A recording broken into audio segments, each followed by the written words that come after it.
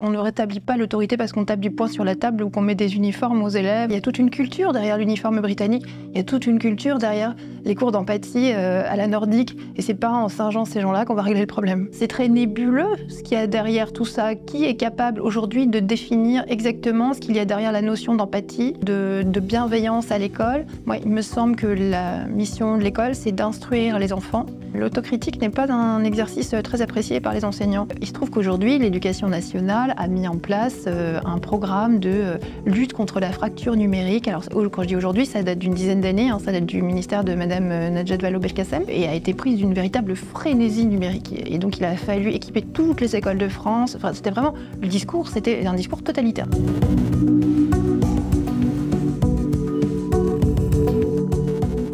Presque 7 ans, l'éducation nationale aura connu 5 ministres au parcours différents, aux orientations différentes, sans qu'on sache bien d'ailleurs quelle est la ligne de nos gouvernants en matière d'éducation nationale. Alors une éducation nationale, par ailleurs, dans le dur, secouée par de mauvais résultats internationaux, par une jeunesse dont on dit au plus haut sommet de l'État qu'elle s'ennuie. Alors pour analyser tout cela, j'ai le plaisir de recevoir la professeure Lisa Kamen-Hirsig, j'espère que je prononce bien votre nom. Parfaitement. Et auteur de La Grande Garderie, paru aux éditions Albin Michel. Alors je précise avant de commencer cet entretien que vous enseignez en ce moment dans un établissement privé sous contrat. Oui, tout à fait. Alors, avant d'aborder en profondeur certains aspects de votre livre, je voudrais juste qu'on commence cet entretien par aborder un petit peu l'actualité politique, parce qu'elle concerne l'éducation nationale particulièrement. Qu'est-ce que racontent les dernières semaines politiques qui ont vu se succéder 3 ministres à l'éducation nationale ? Comme vous le disiez, je crois que ce que ça montre, c'est une absence de ligne directrice et une volonté de racoler, on va dire, à droite et à gauche, puisqu'on voit qu'on passe d'un ministre, on va dire plutôt catalogué à gauche, qui était Pape Ndiaye, à un ministre qui était plutôt donc, dans une ligne un peu plus autoritaire, un peu plus réac, avec M. Attal. Madame Oudéa Castéra était dans la même ligne que lui, et maintenant on revient à une ministre qui est on va dire une militante socialiste, si j'ai bien suivi. Donc on essaye de rameuter tout le monde autour de cette question de l'éducation nationale, sans toutefois qu'il y ait vraiment de ligne, j'allais dire de ligne morale, de structure morale là derrière. C'est-à-dire qu'il n'y a pas de projet pour les enfants autre que la volonté de les faire grandir dans l'égalitarisme le plus complet, la volonté de saper, de les priver de l'héritage auquel ils ont droit, pour des raisons idéologiques, égalitaristes, et de lutter contre les privilèges bourgeois, des choses qui datent des années 60 mais qui sont toujours encore très fortes en France aujourd'hui. Vous avez cru dans le virage de Gabriel Attal, parce que Gabriel Attal, finalement, sa popularité a vraiment explosé quand il est arrivé à l'éducation nationale, ce qui l'a amené au poste L'ange Gabriel. Il est descendu sur la France. Ça, c'est M. Bardier qui le dit, mais blague à part, son arrivée avait semblé susciter quand même un certain espoir par rapport à Pape Ndiaye, son prédécesseur. Donc déjà, d'une part, est-ce que vous y avez cru? Et d'autre part, est-ce que vous êtes déçu, finalement, que ce virage n'ait été en quelque sorte qu'un leurre? Non, parce que alors, non seulement je n'y ai pas cru, mais en plus, je n'étais pas d'accord sur le fond. C'est-à-dire que, pour moi, pour le problème majeur de l'éducation nationale n'est pas un problème de contenu des programmes, ni un problème d'autorité. On ne rétablit pas l'autorité parce qu'on tape du poing sur la table ou qu'on met des uniformes aux élèves ou qu'on décrète le choc des savoirs. Pour moi, le problème de l'éducation nationale en France est un problème d'hypercentralisation, de concentration du pouvoir dans les mains de quelques-uns. Et donc, je pense que la bonne attitude, ce serait surtout de décentraliser et de considérer qu'il faut rendre aux parents le choix de l'école qu'ils souhaitent pour leurs enfants, en ne faisant pas forcément des réformes politiques importantes, mais en faisant plutôt des réformes fiscales, en permettant aux parents d'accéder à des écoles de tout type avec un financement public. Donc pour moi, le virage de Gabriel Attal n'en était pas vraiment un, puisqu'il était très déclamatif. Et par ailleurs, sur le fond, le fait de singer l'école de la Troisième République en mettant des uniformes, supposément, parce qu'en fait, la Troisième République n'a jamais mis d'uniforme aux élèves. Certains portaient les sarraux, mais ce n'était pas des uniformes. On était en plein culte du cargo, je ne sais pas si vous connaissez cette histoire. Non. Alors, le culte du cargo, c'est très facile à trouver sur Internet. C'est une histoire qui date de la fin de la Seconde Guerre mondiale, en Mélanésie, quand les Américains sont partis. Ils ont laissé des infrastructures qui leur avaient servi pendant la guerre, qui étaient des infrastructures militaires, donc avec des tours de contrôle, des pistes d'atterrissage. Et pendant des années, les gens du coin, hein, c'était des peuplades mélanésiennes qui vivaient encore comme on vivait sans doute au Moyen-Âge à l'époque, avaient observé ces Américains en train de parler dans des radios et de faire comme ça arriver des cargos remplis de nourriture, d'armes éventuellement, d'objets en tout genre. Quand les Américains sont partis, les Mélanésiens ont continué à fabriquer des tours de contrôle en bois, à entretenir les pistes d'atterrissage. Ils ont fabriqué des radios en bois, etc., en pensant que parler dans ces radios, entretenir les tours de contrôle, etc., allait faire venir les cargos. En France, on est dans le culte du cargo en permanence, c'est-à-dire qu'on imite ce que font les pays étrangers ou ce qui se faisait autrefois en pensant que ces imitations vont provoquer les résultats qu'on observe ailleurs. Donc, qu'est-ce qu'on revoit ? On voit que, par exemple, les pays asiatiques, dans lesquels le système d'instruction fonctionne plutôt bien, sont des pays dans lesquels très souvent les élèves portent l'uniforme. Mais pourquoi portent-ils l'uniforme ? Parce que très souvent, ce sont d'anciennes colonies britanniques. Ils ont gardé l'uniforme de cette période-là. Or, si les Anglais mettent l'uniforme à leurs élèves, c'est surtout pas pour lutter contre les inégalités. C'est pour singulariser les écoles. C'est pour singulariser tel collège par rapport à tel autre. Et d'ailleurs, avec le rêve sans doute que l'école qui porte l'uniforme rouge mette la raclée la prochaine coupe de rugby contre l'école qui porte l'uniforme bleu. C'est surtout pas pour lutter contre les inégalités. Et donc nous, on pense qu'en mettant l'uniforme, on va soi-disant rétablir l'autorité. On fait la même chose avec les cours d'empathie. On voit que les pays qui fonctionnent, par exemple les pays du Nord en général, ont des systèmes éducatifs qui fonctionnent plutôt mieux que le nôtre, en particulier la Finlande, l'Estonie, le Danemark, etc. Il se trouve que dans ces pays, il y a des cours d'empathie. Donc on pense qu'en mettant 1 heure d'empathie dans les écoles françaises, on va régler le problème de l'école française. Voilà, donc on est en plein culte de cargo, c'est-à-dire qu'on singe des attitudes, des comportements, sans chercher à comprendre ce qu'il y a véritablement derrière. Il y a toute une culture derrière l'uniforme britannique, il y a toute une culture derrière les cours d'empathie à la nordique, et c'est pas en singeant ces gens-là qu'on va régler le problème. Ouais, on pourra dire que dans les dom-toms, vous avez le port de l'uniforme. Oui, alors je crois que c'est aussi une tradition, des écoles du coin et qui n'est pas uniforme. Alors, c'est un uniforme, mais qui n'est pas uniformisé comme souhaitent le faire les ministres et les directeurs départementaux, enfin les présidents de région à la française. C'est-à-dire que si j'ai bien compris, M. Wauquiez a commandé des uniformes pour toute la région Rhône-Alpes. Vous allez pouvoir l'estampiller avec le nom de la ville, mais tout le monde aura le même polo bleu avec le même... si j'ai bien compris, c'est ça. Alors que dans les dom-toms, c'est plutôt école par école. Alors je ne suis pas une spécialiste de l'uniforme, mais ce que je comprends là derrière, c'est qu'on essaye de maquiller l'école du XXIe siècle en école de la Troisième République ou en école britannique élitiste, en espérant que ça va régler les problèmes d'autorité et de contenu des programmes. Ça ne va rien changer.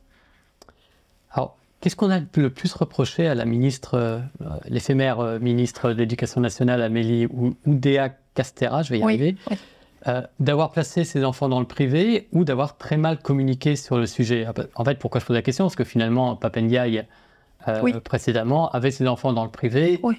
Il y a eu quelques remarques de ce côté-là, mais il n'y a pas eu de polémique nationale.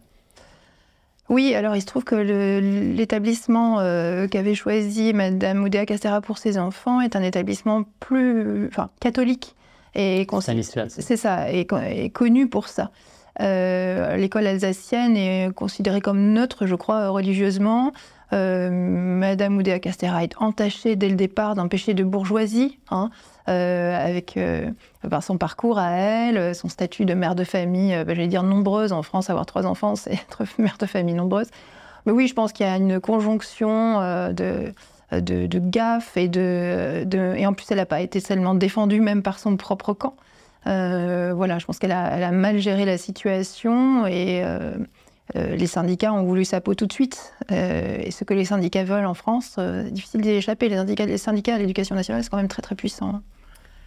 Et elle a été aussi attaquée, je pense notamment, vous avez certainement dû voir ça, le député socialiste Jérôme Gage, qui, je crois que c'était sur CNews, l'avait vivement critiqué, considérait que ministre de l'Éducation nationale qui plaçait ses enfants dans le privé ne pouvait pas être ministre de l'Éducation nationale. En revanche, lui-même a avoué quelques secondes plus tard mettre ses enfants dans le privé pour des raisons personnelles, a-t-il dit. Qu'est-ce que ça raconte de l'époque ?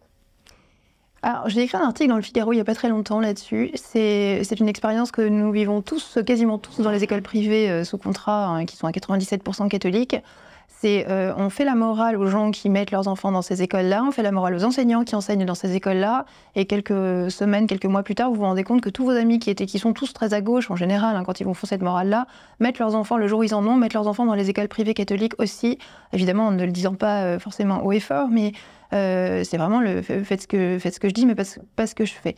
Je pense que l'erreur est de croire qu'un ministre de l'Éducation nationale est ministre des écoles publiques.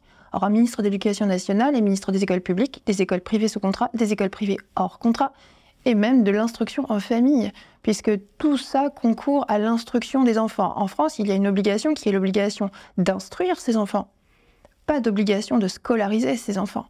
Alors aujourd'hui, de fait, tout est organisé pour qu'on soit obligé de scolariser ses enfants, puisque l'âge de la scolarisation obligatoire est descendu à 3 ans avec M. Blanquer, et l'instruction en famille a été quasiment interdite, en tout cas de fait elle est interdite, puisqu'il faut vraiment motiver sa demande, et d'un département à l'autre, les réponses des tribunaux sont très variables, donc on ne vous octroie pas forcément l'autorisation d'instruire vos enfants en famille, même si vous en êtes tout à fait capable.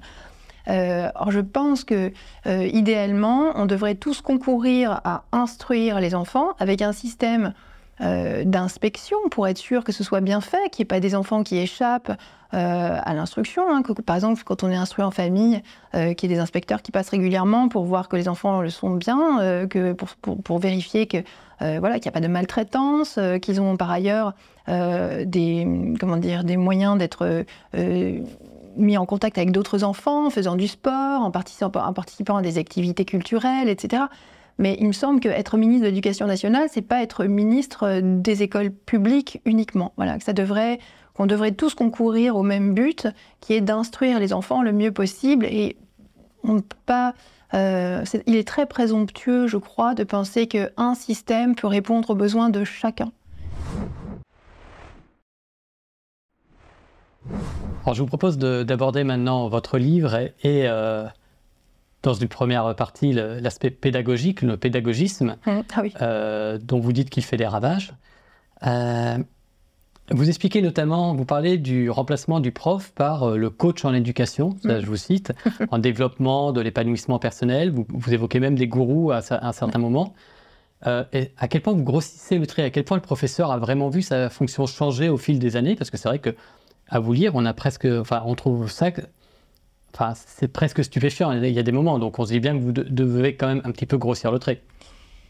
Alors, je ne sais pas à quel moment ça s'est produit. Ce que je sais, c'est que les formations d'enseignants aujourd'hui, que ce soit dans le privé ou dans le public, puisqu'elles sont très comparables, puisque le contrat que les écoles privées passent avec l'État consiste, entre autres, à former les enseignants de la même façon qu'ils sont formés dans le public.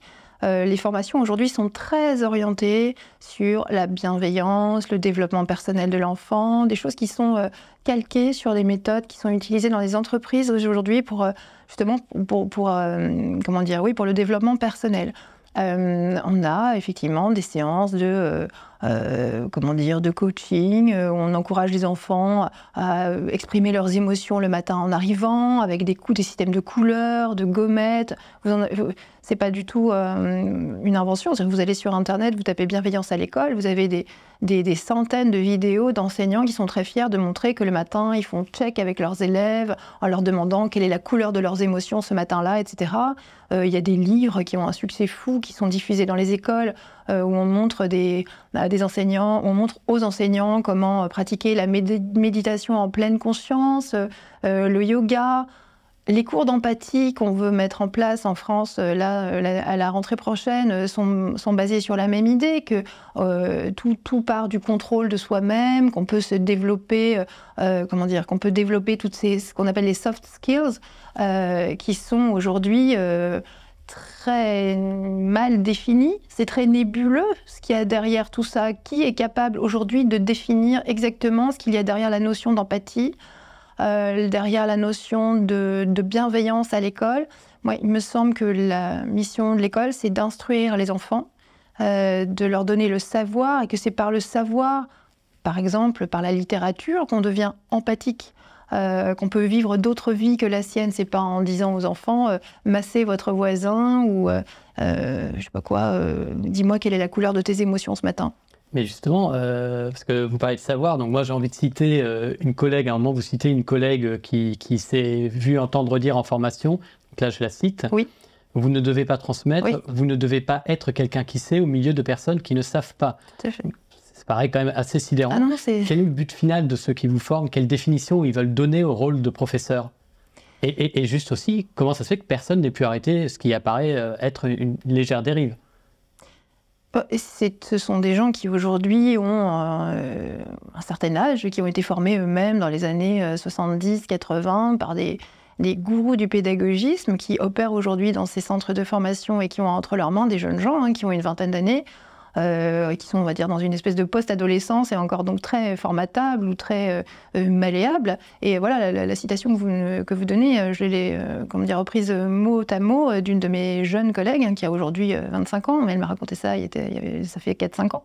Alors, l'objectif de tout ça, c'est, je pense, de lutter contre ce qui sont considérés comme des violences de classe. On considère encore aujourd'hui en France que le savoir, la grammaire, la littérature classique, l'orthographe sont des privilèges de classe et que donc l'école doit lutter. La mission première de l'école aujourd'hui, si vous allez sur le site de l'Éducation nationale, c'est de lutter contre les inégalités. Ce n'est pas d'instruire les enfants, et pour lutter contre ces inégalités, il faut délivrer le moins de contenu possible pour être le moins élitiste possible. Puisque forcément, quand vous donnez un contenu à des enfants, un contenu, que ce soit des mathématiques ou de la grammaire, vous prenez le risque que certains ne suivent pas. Vous prenez le risque que certains, à un moment, décrochent. Donc, pour éviter ça, on nivelle par le bas. Ça produit l'effet inverse de celui recherché, évidemment, puisque qui comprend ce qui se passe, qui s'aperçoit de l'entourloupe et qui peut résoudre ce problème-là, ce sont les gens instruits eux-mêmes, ce sont les gens des familles les plus aisées, qui peuvent prendre le temps avec leurs enfants de rattraper ce qui n'est pas fait à l'école ou éventuellement de leur payer des répétiteurs, des petits cours, etc. Donc en fait, ça accentue les inégalités. D'ailleurs, la France est régulièrement épinglée par l'OCDE qui fait des études très pointues sur ce sujet-là parce qu'elle est l'école européenne qui reproduit le plus les inégalités et qui les amplifie le plus. Donc en fait, cette obsession pour la lutte contre les inégalités aboutit à l'effet inverse de celui recherché. Vous évoquez à un moment la question de l'enfant roi. Moi, en vous lisant, je me suis demandé, est-ce que c'est le règne de l'enfant roi ou plutôt celui des adultes qui ne veulent plus assumer leur rôle d'adulte? Oui, évidemment, l'enfant naturellement prend le pouvoir qu'on lui donne et prend la place qu'on lui laisse. Il n'est pas raisonnable, il n'a pas de raison qu'il se borne seul. Donc c'est aux adultes, évidemment, de mettre ces limites-là. Le problème, c'est que les adultes, effectivement, eux-mêmes ne sont pas exemplaires. Et je ne parle pas que des parents, je parle aussi des enseignants qui se comportent en bons fonctionnaires, attachés à leur rente, attachés à leur statut. Comment voulez-vous éduquer des enfants dans la liberté quand vous-même, vous n'êtes pas libre? Vous montrez en permanence une soumission à un État, à une idéologie, et vous avez pour objectif de former des esprits libres. Il y a une vraie contradiction là-dedans. Donc l'école française présente aux enfants des modèles d'adultes qui sont soumis à une idéologie, qui ont passé un concours une fois dans leur vie, quand ils avaient une vingtaine d'années, et qui considèrent que pour le restant de leur jour, ils ont une rente qui va tomber tous les mois, qu'ils se forment ou pas, qu'ils soient bons ou pas, il ne se passera plus rien dans leur vie. Ça permet de dire que quand même, il y a des professeurs qui ne raisonnent pas comme ça et qui sont véritablement passionnés par leur métier. Parce que là, c'est vrai que vous en dressez un portrait qui me paraît un petit peu peut-être excessif. Évidemment, 100% des professeurs ne se comportent pas comme ça. Mais il y a quand même un grand nombre de gens qui choisissent ce métier. Je ne veux pas faire d'angélisme, vraiment. Je côtoie des professeurs, évidemment, toute la journée. Je fréquente énormément les blogs et les groupes sur les réseaux sociaux de professeurs. Il y en a un qui est passionnant, qui s'appelle 800 000 feignasses, qui compte 40 000 membres, 40 000 professeurs, voilà, qui s'autoproclament donc feignasses, qui considèrent que tout leur est dû. Enfin, c'est fascinant, aller faire un tour une fois pour voir, c'est absolument fascinant.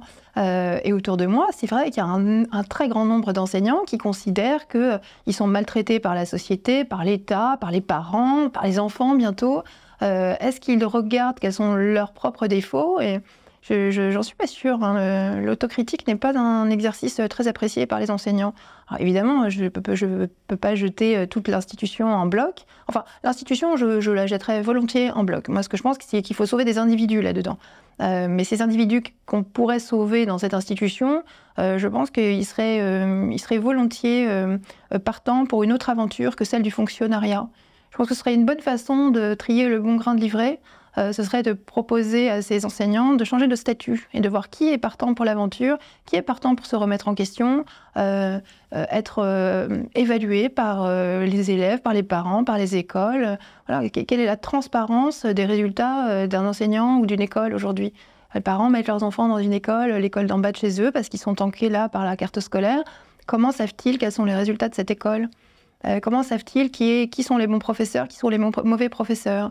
Ils n'ont aucun moyen de le savoir. Hein, c'est quand même fou que pour acheter le moindre produit, une mayonnaise, une voiture, peu importe, vous ayez un ranking en permanence. En revanche, quand vous confiez la prunelle de vos yeux à des gens, vous ne savez pas à qui vous les confiez.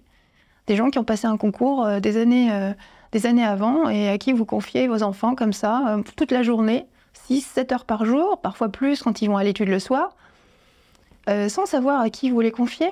Moi, je trouve ça assez fascinant. Hein. Et si j'ai appelé mon livre « La grande garderie », c'est parce que les parents ont besoin en fait de ce système, parce que la plupart d'entre eux travaillent, et qu'il n'est évidemment pas question pour eux d'arrêter de travailler, même pour des raisons économiques tout simplement, et puis parce qu'ils n'ont pas envie d'arrêter de travailler, ils aiment leur métier.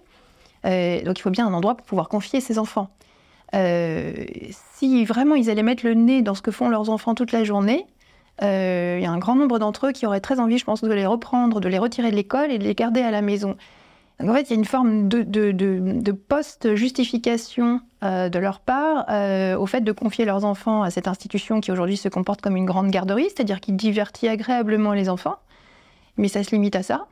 Et par ailleurs, les pauvres parents, finalement, se sont vus retirer le choix de l'école de leurs enfants, justement par l'instauration d'une carte scolaire, par le monopole de l'éducation nationale. S'ils veulent échapper à ce monopole, ça veut dire qu'ils payent une école privée de leur poche. Alors même quand elles sont sous contrat, elles sont un petit peu payantes. Quand elles sont hors contrat, elles sont complètement payantes. Donc finalement, on leur a retiré ce choix. De fait, économiquement, on leur a retiré le choix de l'école de leurs enfants. Donc tout ça aboutit effectivement à un système où l'école peut se comporter comme une espèce de grande garderie. Bon voilà, moi évidemment je ne souhaite pas jeter les individus tous dans le même sac, mais l'institution, je pense qu'il faudrait bien réfléchir à l'utilité de la conserver en l'état, avec ce système de fonctionnariat. Se pose la question, alors moi je voudrais qu'on aborde aussi un point qui est abordé brièvement dans le livre, vous en parlez pas beaucoup, mais c'est quand même un exemple assez sensible sur la question du harcèlement. Oui. Parce que vous donnez une anecdote sur le harcèlement, je voudrais qu'on en parle parce qu'elle est assez, je pense, assez parlante. Elle explique bien, grosso modo, quel est le problème. Donc vous prenez sur le fait 2 élèves en train de molester un autre élève. Votre hiérarchie refuse de les punir comme vous voudriez le faire. Et même l'une des familles va jusqu'à vous critiquer parce que vous les punissez. Alors, l'un accepte la punition, l'autre pas. Est-ce qu'on peut parler à quel moment on peut parler de lâcheté hiérarchique? Je me rappelle, on recevait Marie-Estelle Dupont, qui est psychologue clinicienne il y a quelques semaines, qui nous parlait, elle, de lâcheté de la part de certains fonctionnaires, notamment à l'Éducation nationale, qui laissent faire les choses pour, entre guillemets, ne pas faire de vagues. Oui, bien sûr. Oui, le pas de vagues, oui, bon, ça commence à se savoir aujourd'hui. Hein. Après, la difficulté, c'est que justement, dans des écoles l'État s'est mis comme obligation de scolariser tous les enfants. Donc si vous sortez d'une école un harceleur, il faut que vous lui trouviez une autre école, puisque l'obligation scolaire court de 3 à 16 ans. Et donc pendant toute cette période-là, un enfant ne peut pas être déscolarisé. Donc imaginons que ces 2 élèves que j'ai attrapés en train d'en racketter un 3e aient été exclus de l'école dans laquelle je travaille, ça aurait signifié qu'il fallait leur trouver une autre école. Quelle école accepterait de scolariser 2 élèves harceleurs comme ça, sans contrepartie? Donc cette école qui acceptera sans doute de scolariser ces 2 élèves harceleurs le fera à condition qu'on lui prenne à elle-même 2 autres élèves harceleurs. Donc ça aboutit à un système où on s'échange les harceleurs. Donc c'est sans fin. Donc l'obligation scolaire, encore une fois, là est à double tranchant, mais contre l'État. En fait, on ne peut pas exclure définitivement des élèves, même qui se comporteraient de manière inadmissible à l'école. C'est insoluble, hein, cette histoire.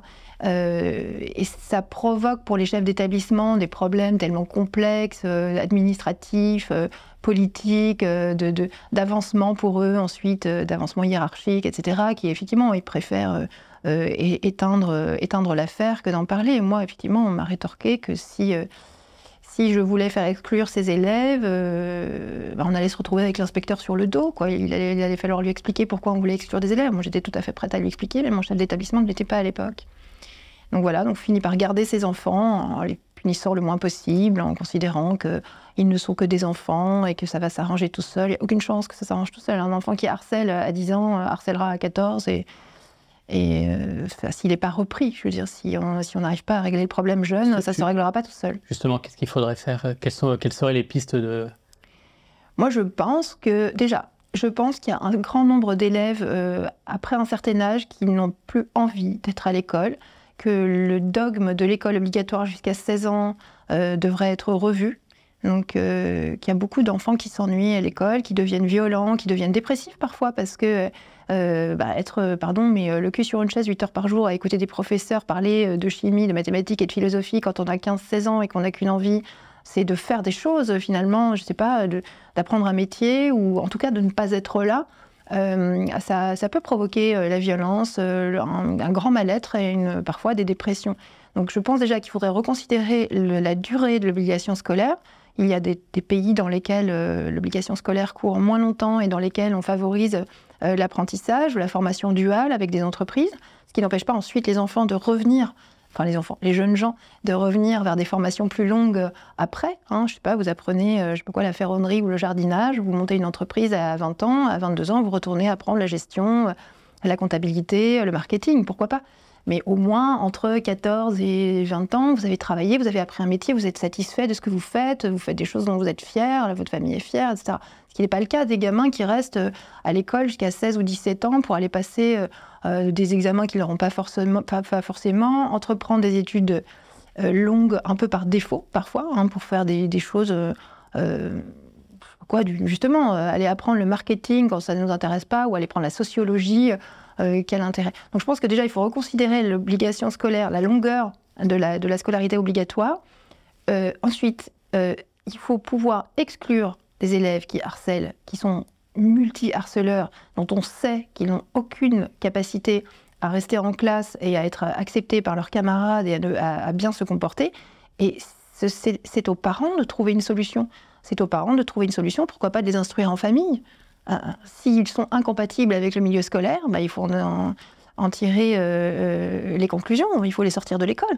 Les autres n'ont pas à payer la violence de ces enfants-là, c'est aux parents de les prendre en charge. Et je pense que si ça se faisait plus facilement, de façon plus libre, il y aurait sans doute des établissements qui s'ouvriraient, qui proposeraient sans doute un accueil un peu plus discipliné ou pourquoi pas sous forme un peu militaire pour s'occuper de ces enfants-là. Mais il n'y a pas de raison que ce soit les autres élèves qui payent ça. C'est parfois très grave, hein. Il y a quand même des enfants qui se retrouvent en situation d'échec scolaire à cause d'un camarade qui les a harcelés, des enfants qui se suicident, ça va très très loin cette histoire. Derrière le pédagogisme, il y a la question de l'idéologie, donc ça c'est aussi quelque chose dont vous parlez en long en large dans ce livre. À quel point pour vous l'école est imprégnée d'un certain dogmatisme? Par exemple, je crois que vous parlez à un moment de sacrifier la jeunesse en tombant dans la repentance. Je crois que c'est les termes que vous employez. Oui. Alors, est-ce que c'est là, un peu pareil? Je vous pose la question, est-ce que c'est pas un peu caricatural ou est-ce que c'est vraiment à ce point? Je vous invite à aller naviguer sur les sites, à la fois le site de l'Éducation nationale, puis les sites de formation des enseignants, qu'on appelle aujourd'hui les centres de formation, s'appellent les INSPE, aujourd'hui ça a remplacé les IUFM, et aller regarder le degré d'idéologisation des programmes, du contenu des formations pour les enseignants, en général écrit en écriture inclusive, avec une obsession pour tout ce qui est développement durable. Alors, développement durable, évidemment, signifie réchauffement climatique, donc on va tous mourir très bientôt. Les enfants vivent dans une espèce d'anxiété totale, même à l'école. On trie les déchets toute la journée. Obsession, évidemment, pour l'égalité entre les garçons et les filles, à tel point qu'on embête des petits garçons de 8 ans avec des histoires d'empathie envers les filles. Voilà, moi, je racontais l'histoire de mon fils qui était à l'école publique à l'époque, qui s'est retrouvé avec une rédaction, enfin moi j'appelle ça rédaction, mais aujourd'hui ça s'appelle expression écrite, puisque les enfants sont invités à s'exprimer, dont le thème était que ferais-tu si tu changeais de sexe? À 8 ans, bon, lui il était un petit peu perturbé, il n'a pas réussi sa rédaction, et j'ai demandé à la maîtresse si c'était vraiment le sujet qui avait été donné, c'était vraiment le sujet, et donc elle m'a expliqué que c'était pour développer l'empathie des garçons envers les filles. Il me semble que la meilleure arme à donner aux femmes pour revendiquer l'égalité avec les hommes, c'est, encore une fois, c'est le savoir. C'est pas de décréter l'empathie des hommes envers les femmes, ça va rien changer. Et donc, tous ces programmes, ces sites, ces formations sont infestés d'idéologie. Je suis également allée feuilleter les manuels de préparation au concours de professeurs des écoles. Voilà, alors il y a des questions. Maintenant, pour devenir professeur des écoles, il faut pouvoir répondre à des questions comme quelle quantité de déchets produit un Français chaque année, que sont les corridors verts, voilà, que s'est-il passé pendant la COP 21, des choses comme ça. Donc moi, je pense que j'aurais pas eu mon concours parce que c'était des sujets qui ne m'intéressent pas beaucoup. Donc tout ça fait que, tout simplement mécaniquement, parce que les journées n'ont que 24 heures et que les journées de classe à l'école primaire n'ont que 6 heures, on éjecte un certain nombre d'enseignements qui, moi, me semblent fondamentaux. La grammaire, l'orthographe, la conjugaison, le vocabulaire, les mathématiques, l'arithmétique, la géométrie, le calcul, au profit d'idéologies que les enfants pourraient adopter d'eux-mêmes plus tard s'ils le souhaitaient. Moi, je n'empêche surtout personne de devenir ni écologiste, ni militante ou militant du droit des femmes. Ça ne me pose aucun problème, mais il me semble que c'est pas le lieu, l'école n'est pas le lieu de ce genre de choses. À l'école, on apprend à lire, à écrire, à compter, et ensuite, éventuellement, on se lance dans un combat politique quand on a 12, 14, 16, 20 ans. Mais c'est quelque chose qui est postérieur à l'apprentissage des fondamentaux. Vous avez dit tout à l'heure que le savoir permettait justement oui. d'aboutir à plus d'égalité entre les hommes et les femmes, de former des ingénieurs, donc ça j'anticipe, mais de former des ingénieurs par exemple pour lutter contre le réchauffement climatique, c'est ce que vous écrivez également. Mais alors pardonnez-moi, je me fais l'avocat du diable, mais en quoi le savoir va limiter, va lutter contre les inégalités hommes-femmes? On le voit bien. Attendez, laissez-moi terminer. on l'a bien vu il y a 40 ans, la société était entre guillemets beaucoup plus patriarcale. Le savoir était sans doute mieux maîtrisé, peut-être sur certains aspects, qu'il ne l'est aujourd'hui. Eh oui, vous prenez les choses dans le mauvais sens là. Ouais. C'est-à-dire que vous êtes en train de me dire l'école instruisait mieux il y a 40 ans, pourtant la société était plus inégalitaire. C'est ça que vous êtes en train de me dire? Oui, c'est ça? Tout à fait. Alors, il y a 40 ans, moi j'ai 50 ans, enfin j'ai 49 ans. Donc il y a 40 ans, j'avais 9 ans et j'étais à l'école primaire. Voilà.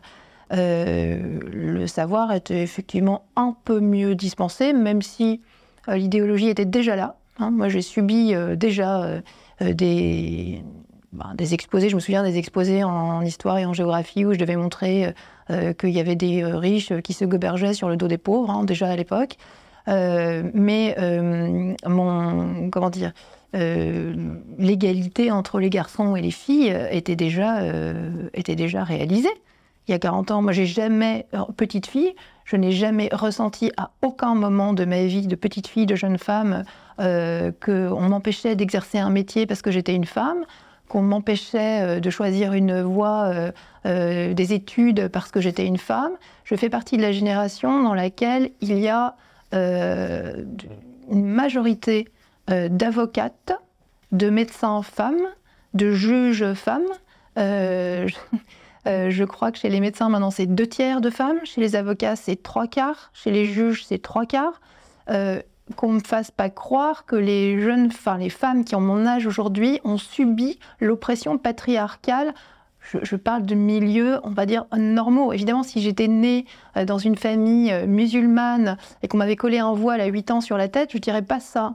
Mais aujourd'hui, et moi je viens d'un milieu modeste, hein, je ne suis pas née dans la cuisse de Jupiter, je viens d'un milieu modeste, je n'ai jamais ressenti aucune oppression d'aucune sorte, d'aucun homme sur mes choix, sur ma volonté d'effectuer telle ou telle tâche ou de choisir tel ou tel métier. Donc c'est à mon avis, parce que je ne l'ai jamais ressenti, c'est une invention. Vous savez, c'est le principe de l'accroissement des luttes en période socialiste. C'est-à-dire qu'il ne faudrait surtout pas admettre que l'égalité est réalisée, parce que sinon, contre quoi lutterait-on ? Si on commençait à dire aux jeunes femmes, c'est super, vous avez tous les choix, vous pouvez devenir pilote de chasse. D'ailleurs, regardez, il y a 2/3 de médecins femmes, il y a 3/4 d'avocates. Donc regardez, tout est ouvert. Donc arrêtez de lutter, faites-le, travaillez, devenez pilote de chasse, devenez, je sais pas quoi, j'en sais rien, allez travailler sur des plateformes d'extraction du pétrole, devenez ingénieur. Mais finalement, à quel moment on pourrait justifier que les gens s'impliquent, s'engagent dans des luttes contre je ne sais pas quel patriarcat ou des luttes de classe? Ça voudrait dire, mais enfin, voilà, maintenant il n'y a plus qu'à réaliser vos rêves, les petites filles, allez-y. Et moi, c'est ce qu'on m'a dit tout de suite. On m'a dit, mais si tu veux devenir... Alors moi, je n'ai pas pu devenir pilote parce qu'il se trouve que je suis très myope. Voilà, ça c'est une inégalité. Comment je lutte contre cette inégalité? Les inégalités existeront toujours. Je suis myope comme une taupe, je ne serai jamais pilote de chasse. Et je ne vais pas revendiquer le droit de devenir pilote de chasse malgré ma myopie. Je sais que ça existe. Hein. Il y a des gens qui luttent pour que les grands myopes aient le droit de piloter des avions. Moi, je trouve que c'est totalement irresponsable. Je connais des enseignants qui revendiquent toujours le droit de devenir enseignant, c'est-à-dire d'enseigner le français, la langue française, en étant des grands dyslexiques. Moi, je pense que c'est irresponsable. Quand on est grand dyslexique, on ne revendique pas le droit d'aller enseigner le français à des petits-enfants. Les grands dyslexiques, on fait autre chose. Voilà. Donc, il y aura toujours des inégalités. Et je pense que l'inégalité entre les hommes et les femmes, aujourd'hui, franchement, en France, c'est une construction intellectuelle un peu... c'est une falsification de l'histoire. Aujourd'hui, il n'y en a plus. Ah, je l'ai évoqué en abordant ce sujet-là, le déclassement de la France d'un point de vue éducation nationale, d'un point de vue résultat. On voit bien le classement PISA, le montre bien. On a un effondrement factuel de notre système scolaire. Alors, à quel point la situation est catastrophique réellement, ou peut-être que justement, elle ne l'est pas tant que ça? Ah ben, elle est catastrophique puisque aux Journées de la Défense, donc qui remplace les 3 jours, je crois. On se félicite qu'il y ait... Alors, c'est les derniers chiffres, je crois que les derniers chiffres que j'ai vus datent de 2018. On se félicite que 78% des jeunes gens aux Journées de la Défense soient capables de comprendre un article de journal.